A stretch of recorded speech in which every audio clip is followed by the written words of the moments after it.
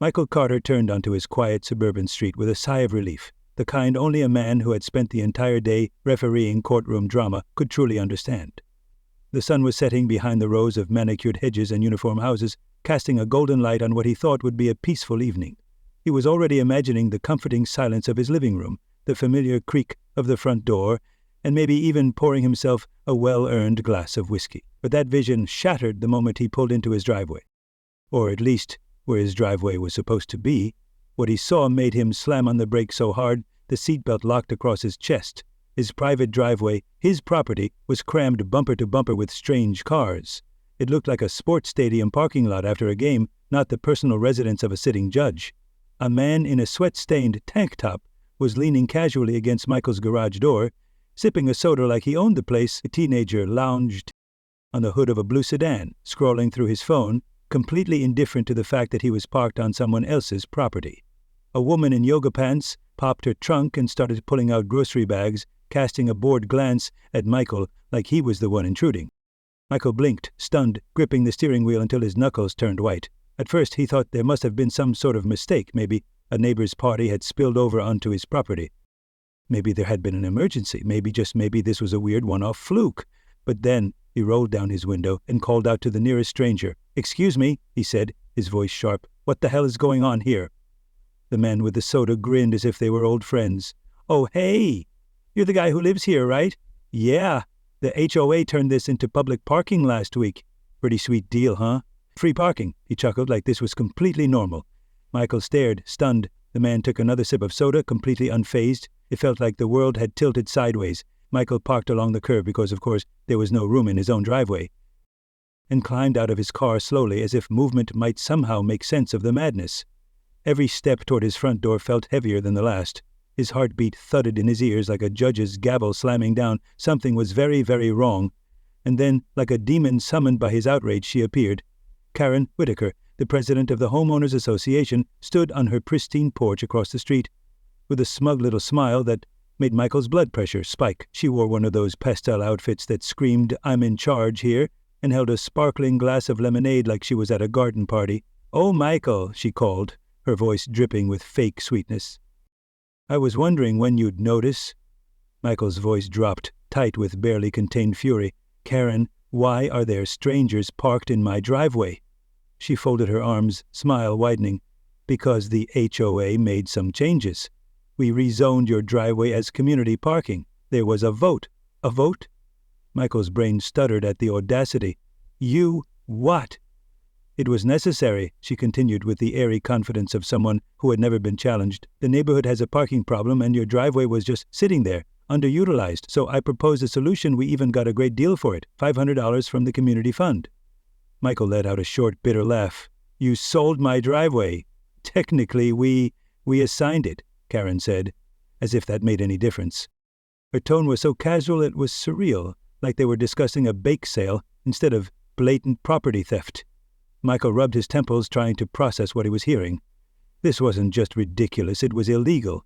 And the worst part wasn't the cars, or the chaos, or the sheer insanity of the situation. It was the smug way Karen stood there, genuinely believing she had done the neighborhood a favor.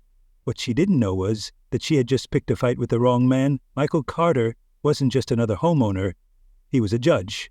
And he was about to remind Karen exactly what that meant. Michael stepped into his house, the door creaking closed behind him like a final warning. He stood still for a moment in the entryway, the absurdity of what just happened washing over him like a cold tide. His driveway, his property, had been taken not by thieves in the dead of night, but by the very people who were supposed to help manage the neighborhood. And worse, Karen had stood on her porch, smiling like she'd handed out lemonade, not committed property theft. He moved like a machine, jaw clenched, footsteps echoing on hardwood. He didn't pour that glass of whiskey. He didn't sit down to cool off. Instead, he grabbed his laptop and dropped it on the dining room table with a hard thunk. If Karen Whitaker wanted a war, she had just declared it on the wrong man. Within minutes, he had the deed to his property open, scanned, and highlighted. There it was in black and white, his name, his land, and a clear boundary that included the very driveway now cluttered with strangers' vehicles and fast food wrappers. The HOA had no authority to rezone it, no legal right to touch it, let alone hand it over like a bonus prize in a raffle. But Michael wasn't done. He pulled up, The HOA bylaws next, the very rules Karen loved to quote whenever someone left their trash cans out an hour too long. He scanned every clause, every amendment, until he found exactly what he was looking for. The HOA could vote on certain communal improvements, they could fine residents for violations, but nowhere, absolutely nowhere, did it say they could reassign or sell private property. In fact, multiple sections made it crystal clear that all actions involving property lines required owner consent and a full community vote, not just a board meeting behind closed doors. Karen had broken the rules she swore to uphold.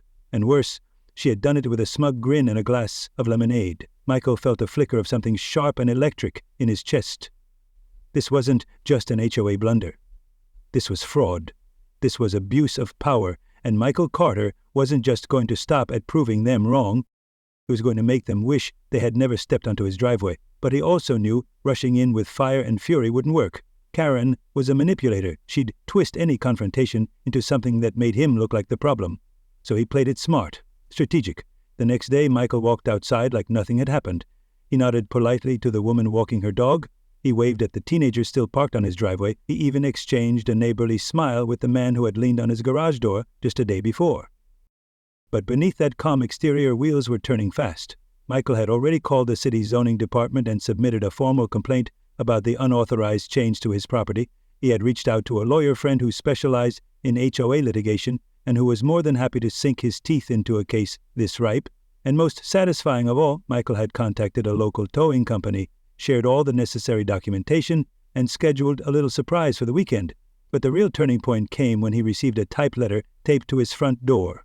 The HOA, with its usual pomp, had issued him a violation notice for unauthorized removal of community vehicles, a $500 fine per car. It was so absurd Michael almost laughed aloud.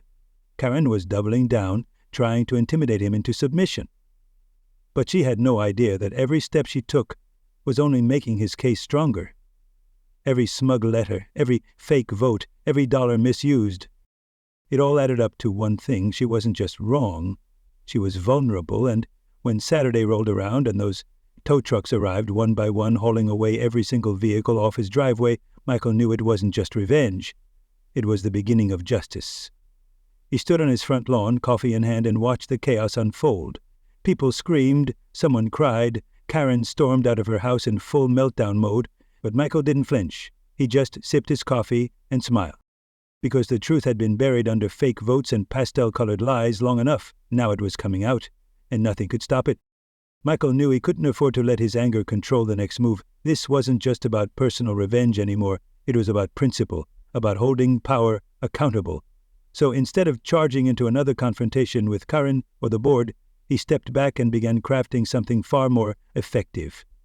He spent the next few days collecting everything he needed: documents, bylaws, emails, zoning regulations. He made calls, sent discreet messages, and smiled to himself as he watched the cars continue to fill his driveway like nothing had happened. Let them get comfortable, he thought. Let them believe they'd won. That illusion would only make the fall harder. His first call was to the city zoning department.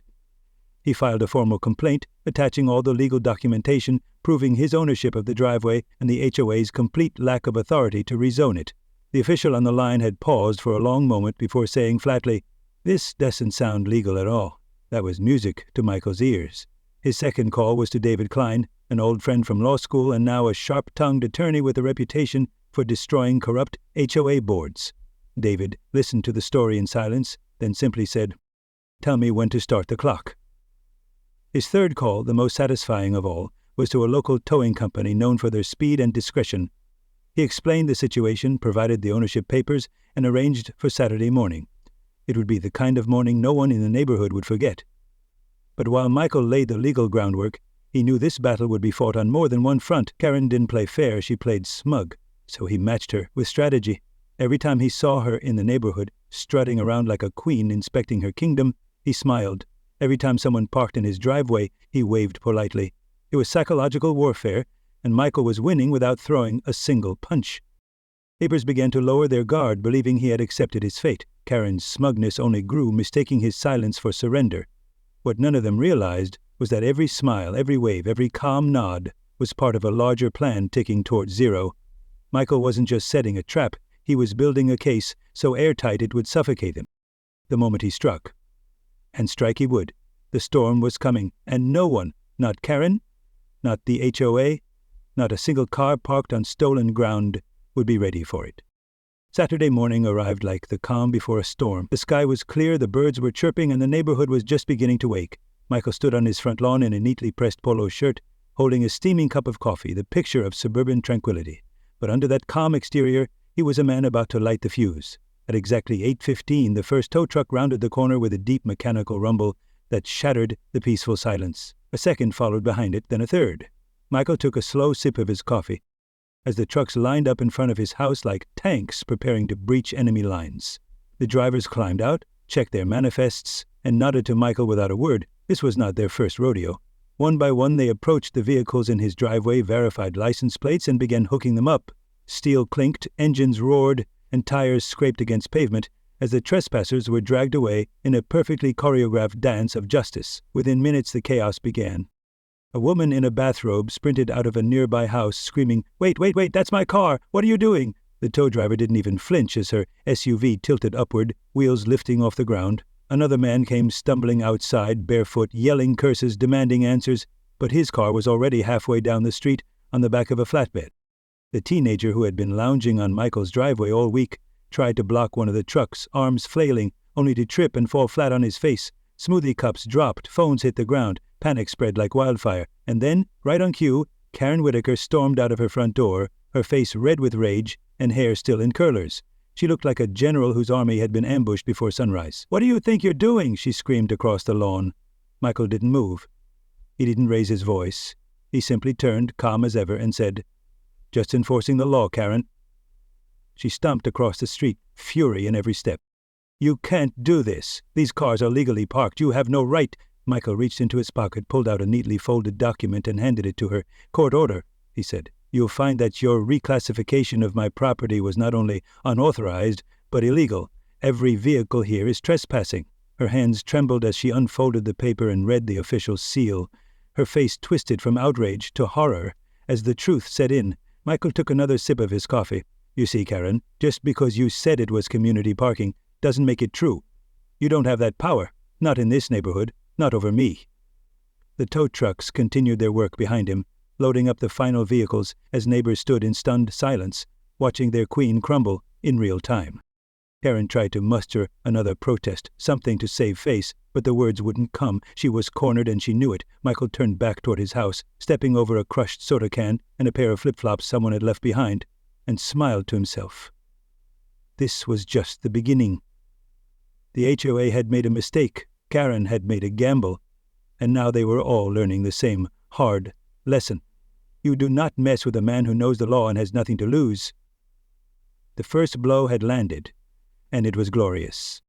By Monday morning, the gloves were off. The sound of tow trucks was still echoing in the minds of the neighborhood, and Karen was scrambling to regain control, but Michael had no intention of letting her or the HOA recover. When he found the official HOA violation notice taped to his front door, a laughable accusation of unauthorized removal of community vehicles with a fine of $500 per car, he didn't get angry. He laughed. It was exactly the kind of desperate move he had predicted. Karen was trying to reassert power, to paint him as the villain, hoping fear and bureaucracy would wear him down. But Michael was done playing defense. That evening, he walked into the HOA board meeting like a man on a mission. The community center was already packed. The moment he stepped through the door, conversations died mid-sentence. All eyes turned to him. Karen sat at the head of the table, surrounded by her loyal board members, her smile tight and eyes nervous. Michael walked slowly to the front, every step measured. Well, Michael," she said with forced cheer. "So glad you could join us. I assume you're here to discuss your recent behavior." He sat down across from her, calm and composed. "Actually, Karen, I'm here to discuss yours." He reached into his bag and pulled out a thick folder, slapping it onto the table with a satisfying thud. The board members flinched. Inside was everything. Property deeds, bylaws, legal statutes, city zoning regulations, even recorded conversations from HOA meetings. Karen tried to wave it off, claiming the board had voted and acted in the interest of the community, but Michael cut her off. According to city zoning law, private property cannot be reclassified without the owner's consent. And according to your own bylaws, any decision involving common access or land use must be voted on by the entire community, not just the board. And guess what, Karen? There was no community vote. That means what you did was not just invalid, it was fraud. Her smile faltered. The room shifted uncomfortably. Michael leaned forward slightly, voice low and controlled. And just so you know, I've already filed a formal complaint with the City Housing Authority. They're very interested in how this HOA has been operating. One of the board members, a balding man named Robert, cleared his throat. Maybe we can work something out, he said. Michael gave a cold smile. I already have. It's called justice.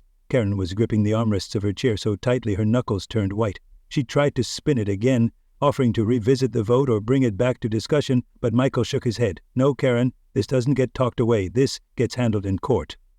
She slammed her palms on the table, eyes blazing. You're being ridiculous. You think you can just waltz in here and undo everything we've built? Michael didn't flinch. I don't think. I know.